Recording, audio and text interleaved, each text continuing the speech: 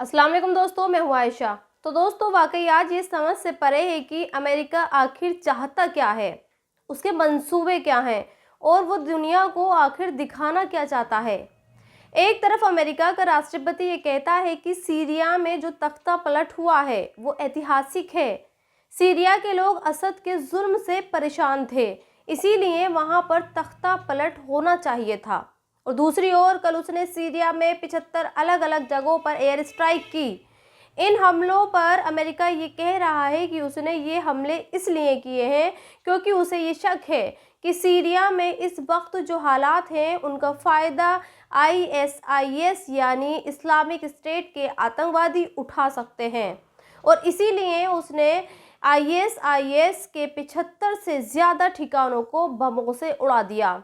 और सिर्फ यही नहीं बल्कि अमेरिका ने इसी आईएसआईएस के खिलाफ अपने 900 से ज़्यादा सैनिक भी सीरिया में तैनात कर दिए हैं। और आपको जानकर हैरानी होगी कि इजराइल का रवैया भी पूरी तरह से अमेरिका की ही तरह है। 8 दिसंबर की शाम को इजराइल का प्रधानमंत्री एक वीडियो जारी करता है और ये कहता है कि सीरिया में जो कुछ हुआ वो ऐतिहासिक है और ये उस तानाशाह राष्ट्रपति असद के जुल्मों का खात्मा है जो कई बरसों से सीरिया के लोग झेल रहे थे। लेकिन प्रधानमंत्री नेतन्याहू के इस बयान के बाद इजराइल ने क्या किया वो भी आप देखिए। ग्लोबल आई न्यूज़ नाम के एक एजेंसी के मुताबिक इजराइल ने सीरिया में मेजे एयरबेस पर दर्जनों बम बरसाए और सीरिया के इस पूरे एयरबेस को नेस्तनाबूद कर दिया गया। इसके बाद रात के अंधेरे में इजराइल की सेनाओं ने सीरिया में ग्राउंड इन्वेजन यानी ज़मीनी लड़ाई शुरू की और वो ज़मीन के रास्ते से भी सीरिया के अंदर जा पहुंचा। खबरों के मुताबिक 1973 में ये पहला मौका है जब इजराइल सीरिया के इतने अंदर तक घुसा है। सोचिए, एक तरफ अमेरिका और इजराइल दोनों देश ये कह रहे हैं कि सीरिया में जो कुछ भी हुआ है वो सही हुआ है और दूसरी तरफ ये दोनों ही देश सीरिया में बम बरसा रहे हैं और अपने सैनिकों को सीरिया के अंदर भेज रहे हैं। खैर, अभी इस पर कुछ भी कहना जल्दबाजी होगी, लेकिन आज मैंने आपके लिए कुछ रिसर्च निकाली है जिसे देखने और सुनने के बाद आप ये समझ पाएंगे कि असल में अमेरिका और इजराइल का ये रवैया सीरिया के प्रति क्यों है। तरुण नाम के एक इंडिपेंडेंट रिसर्चर ने कुछ पॉइंट्स में अमेरिका और इजराइल के मंसूबों को बताया है और मैं तरुण के लिखे शब्दों को आपके सामने हूबहू पेश कर रही हूँ।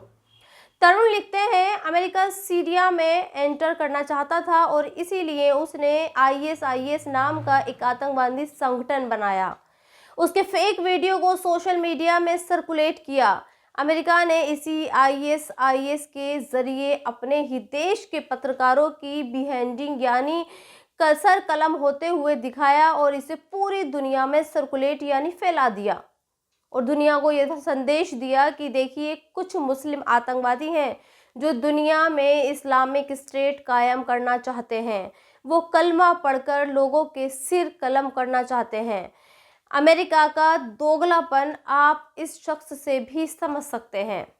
ये अबू मोहम्मद अल जोलानी है। अबू मोहम्मद वो शख्स है जिसकी हुकूमत अब सीरिया में आने वाली है, यानी ये सीरिया का न्यू लीडर है। लेकिन जानते हैं, इसी अबू मोहम्मद अल जोलानी को अमेरिका ग्लोबल टेररिस्ट घोषित कर चुका है और इसी अबू मोहम्मद को अमेरिका ने दुनिया के उन आतंकवादियों की लिस्ट में रखा था जो सबसे ज़्यादा ख़तरनाक हैं और जिन्हें अमेरिका ने दुनिया के लिए ख़तरा बताया था।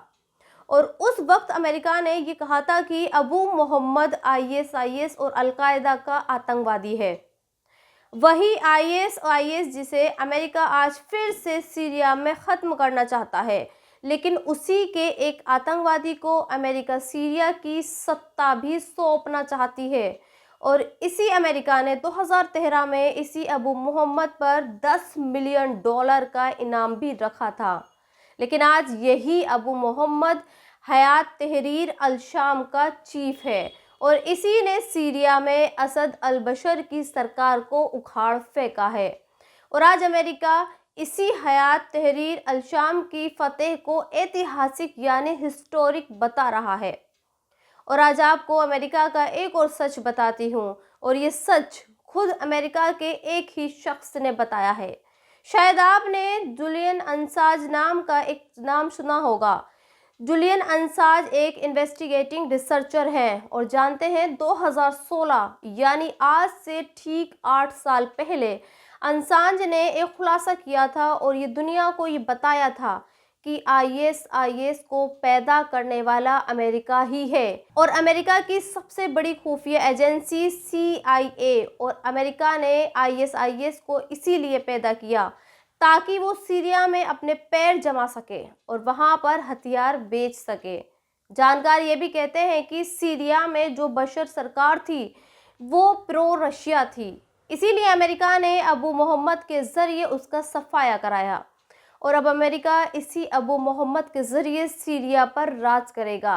एक तरफ वो ये कहेगा कि सीरिया में आईएस एक्टिव है और दूसरी तरफ वो इसी आईएस के एक्स टेररिस्ट को सीरिया की सत्ता को सौंपेगा। लेकिन इन सब के बीच बेचारा मुसलमान आज दुनिया भर में बदनाम हो चुका है। दुनिया आज मुसलमानों को ये समझती है कि ये लोग पैदाइशी आतंकवादी हैं। दुनिया के लोग जब किसी दाढ़ी और टोपी वाले को देखते हैं तो उन्हें इनमें आतंकवादी ही नजर आता है। जैसे आज आप इस खबर को देखिए, आज सुबह दिल्ली के अलग अलग 40 स्कूलों को बम से उड़ाने की खबर आती है और स्कूलों को ईमेल करके ये कहा जाता है कि अगर उन्होंने $30,000 नहीं दिए तो फिर स्कूलों को बम से उड़ा दिया जाएगा। जानते हैं इसके बाद क्या होगा? इसके बाद होगा ये कि इन ईमेल को भेजने की जिम्मेदारी कोई ऐसा ग्रुप ले लेगा जिससे ये पता लगेगा कि ये काम किसी मुसलमान का है और फिर एक बार मुसलमान बदनाम हो जाएंगे। जैसे इलाहाबाद हाई कोर्ट के ये जज साहब हैं, इनका नाम जस्टिस शेखर यादव है। कल इन्होंने भी ये बताने की कोशिश की कि मुसलमान टॉलरेंट यानी बर्दाश्त करने वाले नहीं होते। इन्होंने जो कहा वो शब्द मैं आपको पढ़कर बताती हूँ।